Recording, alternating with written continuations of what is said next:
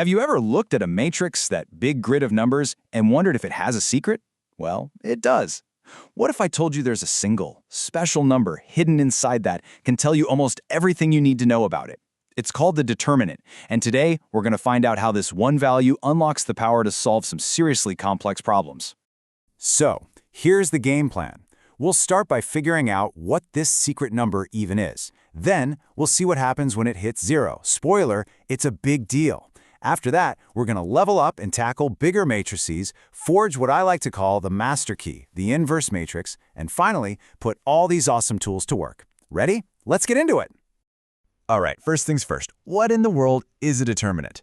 Let's start with the basics and look at a simple little 2x2 matrix. Okay, so the official definition says it's a special scalar value. All that means is it's just one single number that you calculate from a square matrix. But, don't let its simplicity fool you.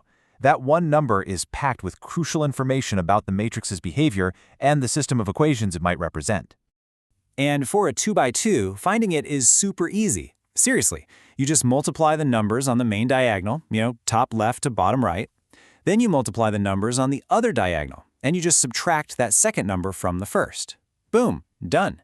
That single number you're left with, that's your determinant. So now we know how to get this number, but why? Why do we even care? Well, the value of the determinant, especially whether or not it's 0, tells us something absolutely fundamental. And that really is the key question, right? A determinant of, say, 15 or -2, that tells us one thing. But a determinant of 0, whoa, that's a huge red flag. It changes everything. But why?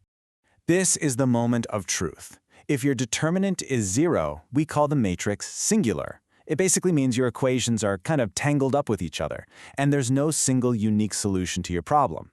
But if the determinant is anything other than 0, the matrix is nonsingular. Your equations are independent, and a unique solution is out there waiting for you. Think of the determinant as a quick health check for your system of equations. All right, so a 2x2 matrix is pretty straightforward. But let's be real, life throws bigger problems at us. What happens when we have to deal with a 3x3 matrix? Well, we just need to add a couple more cool tools to our toolkit. Our first new tool is called a minor. It sounds complicated, but it's not. To find the minor for any number in your matrix, you just temporarily delete the row and column it's sitting in. What you're left with is a smaller 2x2 matrix. And guess what? We already know how to find the determinant of that. It's a genius way to break a big problem down into smaller, bite-sized pieces. Now, building right on top of that, we have the cofactor. A cofactor is really just a minor that we've given a sign, either a plus or a minus. Which sign does it get? Well, it just depends on its position. There's a simple checkerboard pattern of pluses and minuses that tells you exactly what to do. Easy enough? So we have minors, we have cofactors. How do we put them all together? With this awesome technique called the Laplace expansion. You just pick any row or any column you want. Then, for each number in that row, you multiply it by its own cofactor. Add all those results up, and that sum is the determinant of the whole 3x3 matrix. Pro tip, if you see a row or column with a 0 in it, pick that one. It makes the math way easier. And before we move on, let me give you a few cool shortcuts. If you swap any two rows in a matrix, the determinant just flips its sign.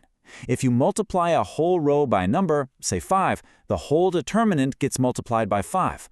Oh, and the determinant of a matrix is always the same as its transpose. These little tricks can be a huge time saver.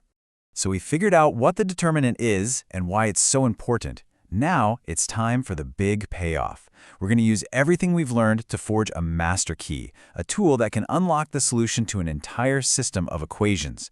And that key is the inverse matrix.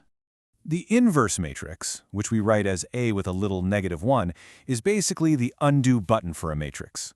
When you multiply a matrix by its own inverse, you get the identity matrix, which is kind of like the matrix version of the number 1. And here's where it all connects back. A matrix only has an inverse if it's non-singular. In other words, its determinant can't be 0. See? It all comes together. Now, to actually build this inverse, we need one last piece of the puzzle, the adjoint matrix. And it sounds fancy, but it's really not. Remember that matrix of cofactors we learned how to make? The adjoint is just the transpose of that matrix. You literally just flip it across its diagonal. So, here it is, the complete 4-step recipe for finding the inverse. Step 1. calculate the determinant, and you have to double-check that it's not 0.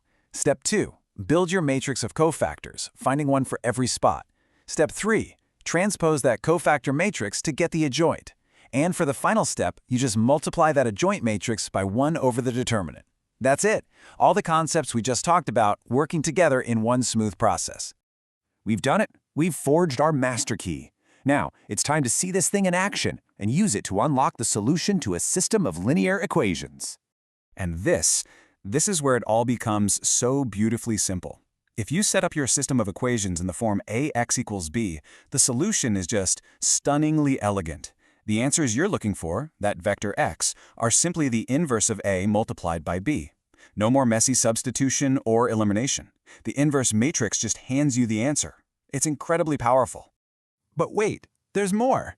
That's not the only way our determinant can save the day. There's another fantastic method called Cramer's rule. It lets you solve for each variable, one at a time, just by using a ratio of 2 determinants. It just goes to show you, the determinant isn't just a gatekeeper telling you if a solution exists, it's a central hero in the story of actually finding that solution. So when you step back, it's pretty incredible, isn't it? A single number acts as this powerful gateway.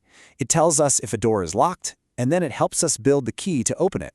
It really makes you wonder, what other simple, powerful mathematical keys like this are out there, just hiding in plain sight?